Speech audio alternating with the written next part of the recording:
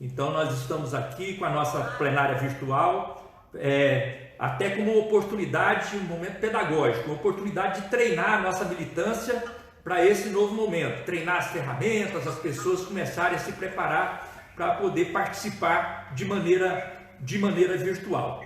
E eu quero então aqui começar fazendo uma análise do momento político, do que está acontecendo aqui em Brasília, para que nós possamos juntos depois fazermos aqui o nosso debate. Quero saudar a todos os nossos dirigentes. Nós vamos aqui, em um determinado momento, nominar as cidades presentes aqui na nossa plenária. É muito importante aqui valorizar a presença dos nossos dirigentes, dos nossos militantes. Mais de 600 inscrições para a nossa plenária, 142 municípios, pessoas de 142 municípios diferentes se inscreveram para a nossa plenária. E é muito bom a gente ver essa disposição das pessoas de participarem conosco. Nesse sentido, eu quero aqui começar falando deste momento que nós estamos vivendo no país e vivendo no mundo, né? Vocês estão vendo aí, é uma crise sanitária em todo o mundo com o coronavírus. Essa crise sanitária tem um impacto muito grande do ponto de vista da saúde, mas tem um impacto muito grande também do ponto de vista econômico, né? Eu diria que o maior impacto dos últimos tempos, do ponto de vista econômico, coloca esta crise sanitária e crise econômica, coloca, no meu entendimento, em xeque o projeto neoliberal, aquele projeto de defesa do Estado mínimo, porque na hora da crise eles falam que não precisa de Estado, que o mercado ele dá conta de resolver todos os problemas, mas na hora da crise o mercado some. Na hora da crise o mercado ele fica invisível, ele não aparece. E quem sobra para resolver, para enfrentar os problemas, enfrentar as dificuldades, é o Estado. Aí é o setor público. E vocês devem estar vendo o que está acontecendo. O mercado não aparece e o poder público se desdobra para poder fazer frente à crise sem os instrumentos necessários. O fato é que os dados aí de ontem apontam para mais de 1.500.000 casos de coronavírus no mundo, mais de 92.000 pessoas mortas no mundo, né? E a gente sabe que esses números são bem maiores. E aqui no Brasil, os números de ontem bateram novos recordes, chegando a quase 20.000 casos de pessoas infectadas e mais de 1.000 óbitos no Brasil, passando de 1.000 óbitos. E nós sabemos que estes números, eles são bem maiores, seja no mundo, seja aqui no Brasil. Por quê? Porque não tem a notificação devida, não são todos notificados. E nós vamos falar sobre isso mais adiante. Mas o fato é que, diante dessa crise, a orientação da comunidade científica, a orientação da Organização Mundial de Saúde é o isolamento social para evitar a propagação do vírus e evitar, com isso, o colapso do atendimento da saúde. Esse é o grande problema. Os países que teimaram em não fazer o isolamento social e teimaram em continuar a vida com normalidade, estão pagando caro hoje. A Europa está aí como exemplo, a Itália, então, a cidade de Milão é um exemplo que fez campanha aberta, escancarada, que a cidade não podia parar e hoje é recordista não apenas de casos, mas de mortes no mundo, infelizmente. No Brasil, a situação também é grave e eu diria mais grave ainda. E por que a situação é mais grave no Brasil? É porque no Brasil, além de nós estarmos enfrentando a crise do coronavírus, com todos os seus aspectos sanitários, a crise econômica, que vem do impacto do problema do coronavírus, nós estamos enfrentando aqui no Brasil também uma crise política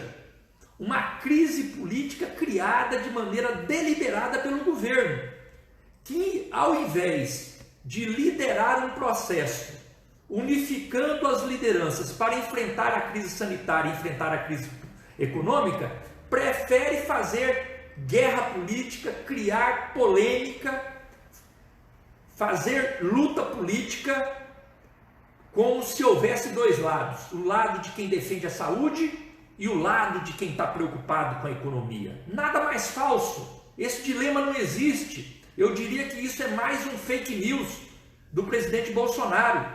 Não existe isso. Nós precisamos cuidar das pessoas, mas nós temos que cuidar da economia. Nós temos que fazer as duas coisas. Mas se as pessoas elas não estiverem vivas, não adianta ter ativação da economia.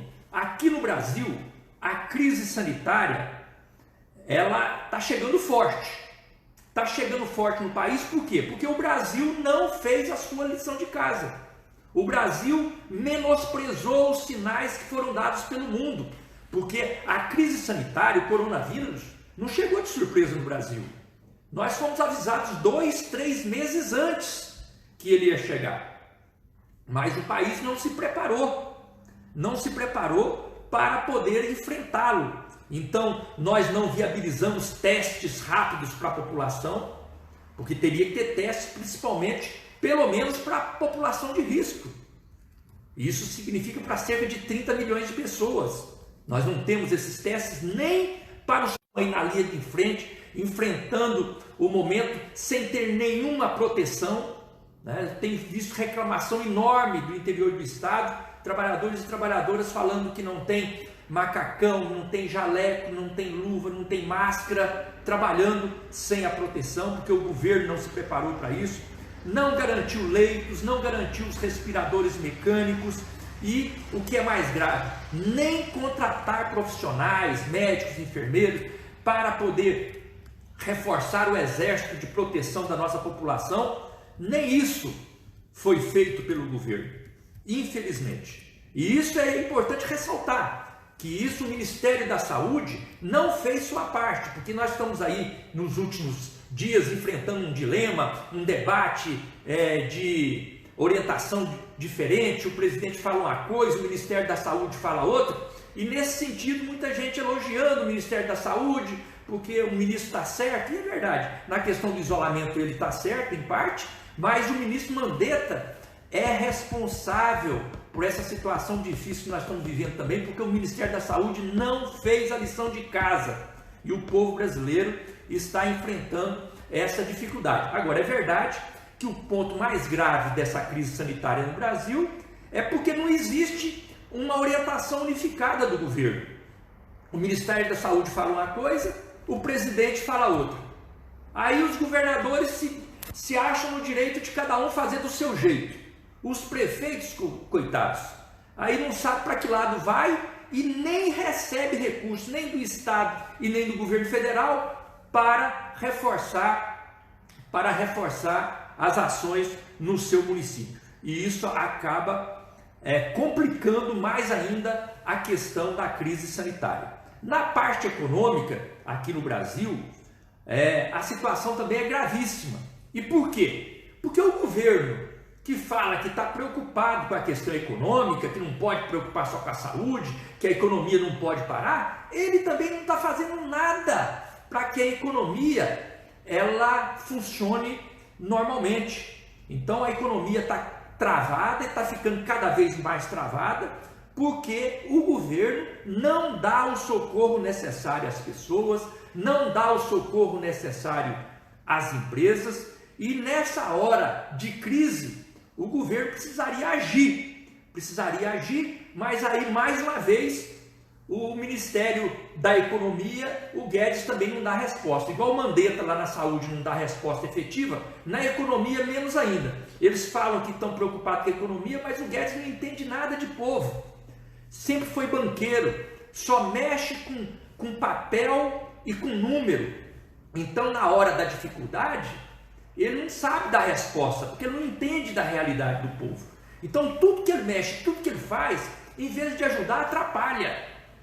A economia cada vez mais travada. As iniciativas concretas que nós tivemos no Brasil na área da economia foram iniciativas tomadas pelo Congresso Nacional, pela Câmara e pelo Senado. Por exemplo, a renda básica emergencial. Foi uma iniciativa importantíssima, que o governo já podia ter tomado no primeiro dia. Não tomou. A Câmara aprovou há 15 dias atrás. Agora é que nós estamos vendo os primeiros pagamentos, falando que vão fazer os primeiros pagamentos. Depois de 15 dias de aprovado na Câmara, o Senado aprovou um socorro às empresas. Esse socorro às empresas não chegou. Nós temos uma proposta aqui na Câmara para garantir também uma renda básica para o trabalhador de carteira assinada, para o trabalhador formal. Para quê? Para que ele possa ficar em casa, para que ele não precise trabalhar e tenha garantido o seu salário. É claro que para isso precisa ter o apoio para as empresas, para micro, pequena, média empresa, para que a empresa possa se sustentar nesse momento. Mas o governo, tudo que o governo faz é muito pouco. Pelo contrário, o governo trabalha contra. Só para vocês terem uma ideia, apresentou aqui na Câmara semana passada, o governo apresentou a medida provisória 936. Essa medida provisória está sendo chamada de medida provisória da morte. Por quê? Porque ao invés, eles falam que é para ajudar na economia, mas ela vai travar mais ainda a economia, porque ela permite que as empresas cortem o salário e cortem a jornada de trabalho de até 20%, 40%, 60%, até 100%. E a justificativa deles é que não, mas o trabalhador vai ter uma compensação com recurso do seguro-desemprego. Ora, o seguro-desemprego já é um direito do trabalhador. E com esse formato de tentar ajudar, eles cortam mais de 40% do recebimento do trabalhador. Isso significa, o que vai significar? Ele vai perder o poder de compra. Ao perder o poder de compra, vai influenciar negativamente na economia. Então, é isso que o governo está fazendo e fazendo errado. Diante de uma situação como essa, de crise sanitária, de crise econômica, o que nós temos que fazer? Ora, o governo, na hora da dificuldade, ele tem que gastar. É assim, não tem outro caminho. Tem que gastar para cuidar das pessoas, tem que gastar para ativar a economia. Foi assim que o nosso governo, o governo do presidente Lula, presidenta Dilma, os nossos governos fizeram para enfrentar as crises do momento. Na crise de 2008, que bateu forte na Europa, que bateu forte nos Estados Unidos, o Brasil superou muito bem a crise de 2008. Por quê? Porque naquele momento o nosso governo, o governo Lula, investiu no nosso povo. Foi lá nas nossas reservas, pegou o recurso das reservas, investiu no povo, lançou o programa de aceleração do crescimento, lançou o programa Minha Casa Minha Vida, para ativar a economia e garantir recursos para as pessoas viverem com dignidade. Então foi assim. Então precisa sim o governo investir. O governo precisa investir, precisa gastar. O que eles tentam do lado de lá dizer, assim, mas gastar como? Gastar como? Investir como? Com que dinheiro? Ué, com o dinheiro das reservas do Brasil. A reserva, ela existe para isso. A reserva não existe para fazer graça para banqueiro, não. Reserva existe para poder acudir o povo na necessidade. Isso é igual na casa da gente. Quem de nós nunca viveu na nossa família, ou entre os nossos amigos, vizinhos, com alguma pessoa conhecida, um drama de doença? Todos já viveram. Numa família, alguém ficar doente, a família ter que socorrer e ter que lançar mão, de repente, das economias, ter que lançar mão da poupança. Quem já nunca viu uma família ter que vender um carro, vender às vezes um imóvel, para acudir um problema de saúde? Quantas vezes eu vi pessoas falar, olha, eu estou saindo do meu emprego para cuidar da minha mãe, cuidar do meu pai, ou cuidar do meu filho. Por quê? Porque é momento de emergência. A gente faz isso na nossa casa. O país também tem que fazer. Quando o povo está em dificuldade, seja a dificuldade de saúde, seja a dificuldade econômica, o governo tem que entrar para poder ajudar, e ajudar com o recurso da poupança, das nossas reservas. investir esse dinheiro da reserva para dar saúde para o povo, para garantir os testes, para garantir os equipamentos, para garantir os leitos, para garantir os respiradores, para contratar os médicos, para ativar a economia, para garantir salário para as pessoas, para garantir comida na mesa das pessoas. Esse é o papel do governo. Mas parece que eles não vão por esse caminho. Por quê? Porque eles são da visão neoliberal e uma visão neoliberal extremista. A visão do governo é o contrário. Na hora que precisaria do governo estar discutindo o que eu vou ajudar os estados, o que eu vou ajudar os municípios, o que eu vou ajudar as pessoas, eles estão apresentando aqui na Câmara, gente, projetos, medidas provisórias para fazer ajuste fiscal, para poder apertar o cinto dos municípios e o cinto dos estados. Eu vi ontem uma reportagem absurda, onde num debate, um membro do governo com alguns jornalistas, eles falavam, o pessoal está falando aí que precisa investir na saúde e na economia, mas aí vai desequilibrar a economia. Ora, gente, desequilibrar é como a gente faz na casa da gente, na hora do aperto, na hora da dificuldade, na hora da emergência, a gente vai até arruma dinheiro emprestado. Não é assim que a gente faz? Vai lá, arruma dinheiro emprestado, acode o problema da emergência da saúde, depois a gente vê como vai pagar. É isso que o governo precisa fazer. Então, essa postura do governo de não gastar com o nosso povo, de não investir na saúde, de não investir na economia, está fazendo com que a crise sanitária e a crise econômica ela bata cada vez mais forte aqui no país, porque vai agravar o problema. E aí a pergunta poderia ser o seguinte: o que vem pela frente? Olha, eu quero dizer para vocês, precisamos nos preparar. Vocês sabem que eu sempre sou otimista. As pessoas sempre brincam e falam assim, mesmo nos momentos mais difíceis, o Rubens sempre está falando de maneira otimista. E eu estou otimista. Nós vamos superar, mais uma vez nós vamos superar a dificuldade e os problemas que nós estamos enfrentando. Mas a gente precisa saber que nós vamos enfrentar momentos muito difíceis nesses próximos meses. Por quê? Porque o governo não está fazendo a lição de casa. Na área sanitária, por exemplo, na área da saúde, do combate ao coronavírus, tudo isso que eu falei para vocês, que o Ministério da Saúde não está fazendo, porque às vezes dá a impressão que o problema é o Bolsonaro, porque ele é contra o isolamento. Isso é gravíssimo. Mas o Ministério da Saúde, mesmo falando que é a favor do isolamento, ele não está fazendo sua parte. E isso está criando mais problema, né? Então, nessa semana vocês já viram, nós aqui no Brasil batemos recorde de número de casos, já passamos de 1.000 mortes e a tendência é que vai aumentar mais ainda. Vai aumentar mais ainda. Até porque esses números aqui do Brasil, eles estão muito distantes da realidade. Eles estão muito distantes da realidade. E por que eu falo isso com segurança? Porque não tem teste. Ora, não tem teste disponível para as pessoas. Se não tem teste para as pessoas, para saber se ela está com coronavírus ou não, como é que nós vamos saber o número de casos?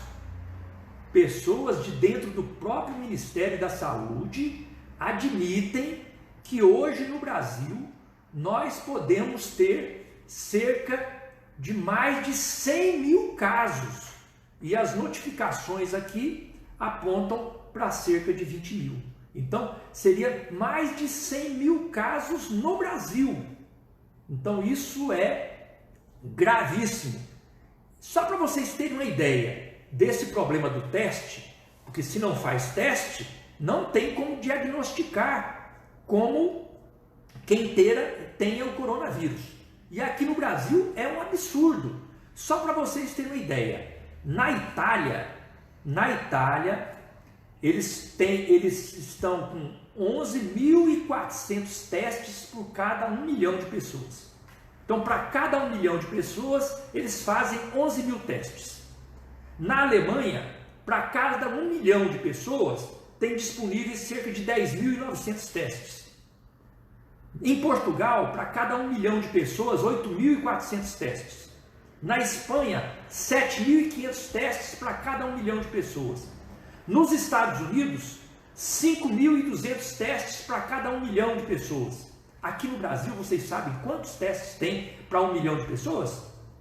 258. Não é 258 mil, não. 258 testes só para cada 1 milhão. Quando na Itália são 11.400. Então é lógico que não aparece quem está com coronavírus. Isso é gravíssimo, porque a pessoa às vezes está com coronavírus e está andando normalmente. Está circulando e levando isso para outras pessoas. Só vai descobrir quando? Quando morrer. E até nas notificações das mortes, elas estão subnotificadas. Estão bem menos do que a realidade. Alguém fala, mas como é que pode esconder morte? Tem jeito, porque na hora do atestado de óbito, não coloca que é coronavírus. Aí coloca lá o nome bonito, síndrome respiratória aguda grave. E aí não conta como se fosse coronavírus. Então, hoje aqui no Brasil, nós já temos muito mais pessoas infectadas e muito mais pessoas mortas pelo coronavírus. E vai aumentar infelizmente. É por isso que a nossa orientação, mais do que nunca, tem que ser a orientação pelo isolamento social. O isolamento social, ele é muito importante para poder garantir a proteção das pessoas. Não brinquem com isso. Protejam suas famílias, protejam a sua comunidade. Aí a pergunta que fica assim, mas como é que vai fazer para a sobrevivência? O pessoal tem que viver, tem que sobreviver, como é que faz? É por isso que nós precisamos cobrar do governo as propostas que nós temos. Propostas que são do PT, que são dos partidos de esquerda e que nós estamos ganhando, inclusive, apoio de partidos de centro. É a renda básica emergencial, que garante R$600 para cada pessoa desempregada e trabalhador informal e até R$1.200 por família. É a renda básica para o trabalhador formal, que tem a carteira assinada para ele poder trabalhar, para ele não precisar trabalhar, ficar em casa e receber seu salário. É o apoio financeiro para as empresas, para elas poderem bancar a sua folha de pagamento, mesmo estando fechada. É isso que nós precisamos fazer nesse próximo período. E aí vocês que estão nos acompanhando, pode aí perguntar, pois é, mas tudo bem, mas e na política? E na política, como é que fica? Qual que é a nossa postura? É importante aqui a gente analisar bem o momento político. De um lado, nós estamos vendo a vida do povo. A vida do povo cada vez mais difícil, mais apertada, mais sacrificada, seja do ponto de vista da saúde, seja do ponto de vista da economia, com essa crise política pior ainda. Então é uma situação muito difícil. Agora, de outro lado, gente, é importante que a gente perceba isso. De outro lado, está abrindo uma avenida para a gente poder fazer política. Está abrindo uma grande janela, uma grande oportunidade política para nós podermos fazer o debate com as pessoas. E você já deve estar percebendo isso aí na sua comunidade, no seu meio de atuação. Por quê? Porque agora fica mais fácil da gente falar com as pessoas.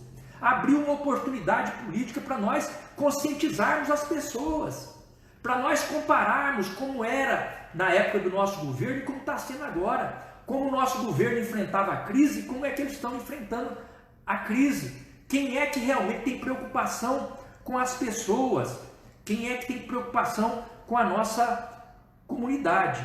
E é uma oportunidade, uma janela de oportunidade para questionar o modelo neoliberal, esse modelo que vende a ideia que nós precisamos de um Estado mínimo possível, porque não precisa de Estado, porque o mercado resolve. Agora está fácil da gente mostrar para as pessoas. Cadê o mercado? Por que o mercado não está vendo a iniciativa privada da área da saúde fazendo investimento e na rua, atendendo a população? Não, nessa hora é o SUS, é o Sistema Único de Saúde. São os nossos trabalhadores e trabalhadoras do serviço público que estão na linha de frente, até sem equipamento devido, sem ter teste para saber se está infectado e está lá na frente, na linha de frente se sacrificando. Então isso é a oportunidade que nós estamos tendo para fazer esse debate político. Então eu vejo que de um lado nós temos uma grande dificuldade, mas por outro lado tem uma janela política importante que nós precisamos aproveitar e dessa maneira, nesse ano de 2020, nós recuperarmos os espaços políticos institucionais que nós já ocupamos e que nós precisamos recuperar, e esses trabalhos servirá também como base política para 2022, que vai ser o grande debate e a gente mudar os rumos desse nosso país. E quando eu falo de recuperar espaço político, entra num ponto objetivo: eleição de 2020, né? Primeiro ponto que nós precisamos dizer aqui para os companheiros e companheiras que estão acompanhando a nossa plenária virtual. Primeira coisa, gente, para vocês e para que vocês não tenham dúvida, para vocês poderem orientar as pessoas: vai ter eleição. Não vamos nessa conversa que não vai ter eleição, que vai ter prorrogação de mandato para prefeito, vai ter prorrogação de mandato para vereador. Não vai. Vai ter eleição. Quem não se preparar vai dançar. Deixa os nossos adversários ficarem com essa conversa e não se preparar para as eleições.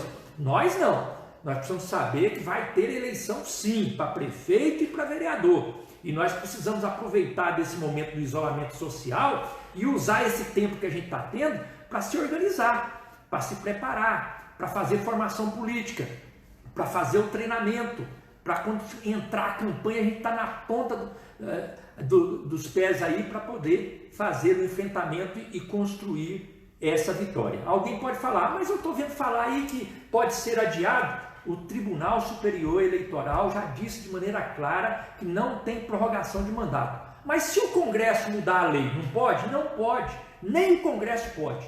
Porque para mudar a lei eleitoral é necessário que se mude um ano antes da eleição. Então teria que ter mudado até outubro passado. Então não pode mudar a lei, então não vai ter prorrogação de mandato. O máximo que pode acontecer é chegar ali em junho, o Tribunal Superior Eleitoral avaliar que por conta da crise do coronavírus é mais prudente fazer a eleição em novembro ou em dezembro. Mas tudo nesse ano, para entrar 2021 com novos mandatários. Então, primeira coisa, não nos iludamos, vai ter eleição. Vamos aproveitar o tempo do isolamento social para podermos fazer o treinamento dos nossos companheiros e companheiras que vão ser candidatos e candidatas, fazer a formação política, né? Fazer a organização da campanha, aonde tem candidato a prefeito, começar a discutir o plano de governo, realizar seminários para poder discutir a educação, a saúde, o esporte, a cultura, o lazer, a infraestrutura, a assistência social, né? A agricultura familiar. Então, tudo isso nós podemos fazer agora, neste momento de isolamento social. Os diretórios municipais precisam se preparar do ponto de vista da documentação. Parabéns ao Partido dos Trabalhadores, aqui na pessoa da professora Kátia, nossa presidenta,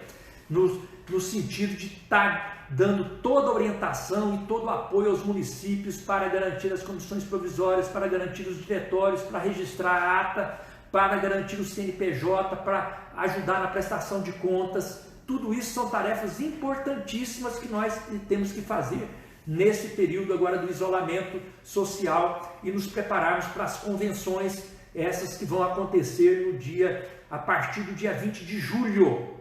Convenções a partir do dia 20 de julho. Então, do dia 20 de julho ao dia 5 de agosto. Aí será o momento das convenções. E eu quero aqui aproveitar para cumprimentar e parabenizar os companheiros e companheiras de todas as regiões do estado pelo seu esforço e dedicação nesse momento desafiador.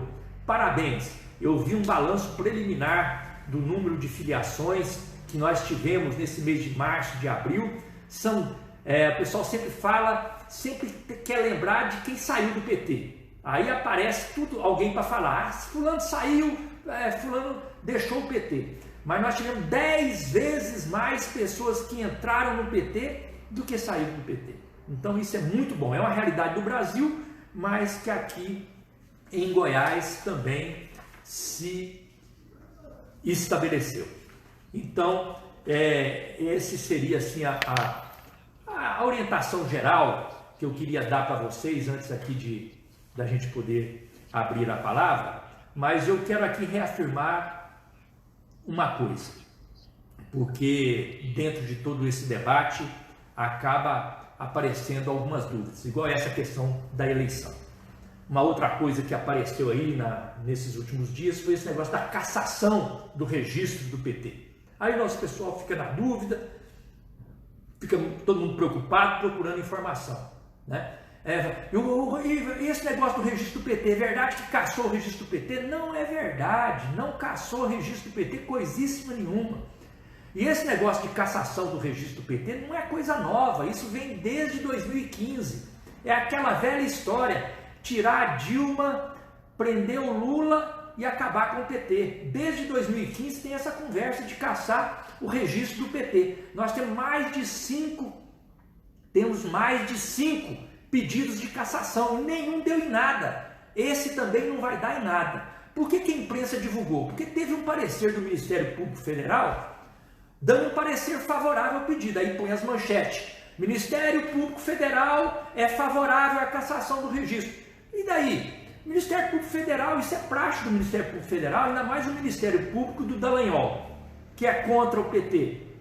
É claro que ele vai dar parecer favorável, mas não é o Ministério Público que decide. Quem decide é a Justiça, é o juiz. E na Justiça nós estamos ganhando todos os pedidos de cassação. Então não vai ter cassação nenhuma de registro do PT. Então é a outra coisa que precisa esclarecer. Uma outra questão importante é a discussão do que nós temos que fazer nesse momento. Eu diria para vocês que a coisa mais importante que nós temos nesse momento é cuidar das pessoas. Não tem nada mais importante. Então as ações de solidariedade, elas são muito importantes, e eu quero mais uma vez aqui também parabenizar os companheiros e companheiras pelas inúmeras iniciativas de solidariedade, seja de recolhimento de alimentos para distribuir para a pessoa carente, seja no sentido de recolher material de higiene para distribuir para as famílias carentes, seja no sentido de ajudar as pessoas a acessarem os seus direitos, porque a pessoa tem o direito de receber o recurso do governo federal, mas não sabe como entrar lá para poder acessar o seu direito. Então a gente poder ajudar essas pessoas.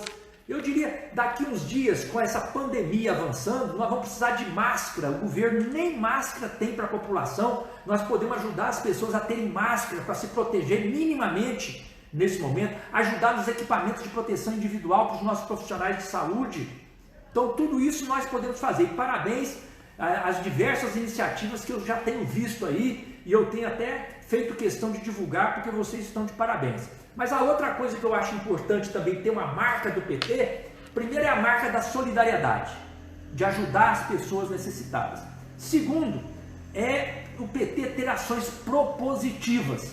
E aí eu vejo que a Câmara e o Senado estão trabalhando muito bem, a direção nacional do partido está com a posição muito correta, no sentido de apresentar propostas concretas para a saúde, propostas concretas para a economia, para mostrar que nós sabemos governar, que nós sabemos o que pode ser feito, o que precisa ser feito para ajudar o país e ajudar as nossas pessoas.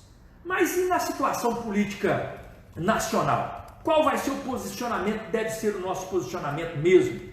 Eu acho que aí é importante que vocês acessem a resolução política que o Diretório Nacional tirou agora, nessa última quinta-feira, na sua reunião. Já está disponível no site do PT, resolução política do Diretório Nacional, falando a nossa posição, sobre esse momento político. Uma posição muito boa e que a nossa militância, os nossos dirigentes precisam estar com ela também presente para saber a nossa orientação. Às vezes o pessoal faz aquele debate: mas e esse negócio do fora Bolsonaro? De volta e meia alguém pergunta, mas eu estou achando estranho. Hoje mesmo uma pessoa entrou em contato comigo né, o Tim Marcelo. O Tim Marcelo lá de Mineiros entrou em contato comigo falando, olha, eu estou vendo aqui esse negócio do fora Bolsonaro, qual que é a sua posição? Eu falei, olha, é claro, nós todos somos a favor de fora Bolsonaro. Não é esse o problema. Nós somos a favor. Ah, mas por que então que o PT não tira uma posição de fora Bolsonaro? Porque essa posição já é posição do PT e a gente falar isso não ajuda, pelo contrário, ajuda o Bolsonaro, é tudo que o Bolsonaro quer. O que o Bolsonaro quer é fazer polêmica, é ter com quem brigar. Então, o Bolsonaro, tudo que ele precisa agora é fazer uma polarização entre PT e anti-PT. Quem é a favor do Bolsonaro e quem é contra. O que ele está doido para fugir é do debate que enfraquece ele. Qual que é o debate? Quem é que ajuda as pessoas? Ele ajuda? Não ajuda. Quem que ajuda? A política do PT ajuda. Quem tem propostas concretas para ajudar a economia? Ele não tem, nós temos. Isso é que fragiliza eles. Fora Bolsonaro é muito bom e nós somos a favor de fora Bolsonaro e vamos continuar trabalhando, não tem problema nenhum a militância falar fora Bolsonaro na rua. Só que o PT não vai falar, por quê? Porque não é, isso aí não é o centro da tática.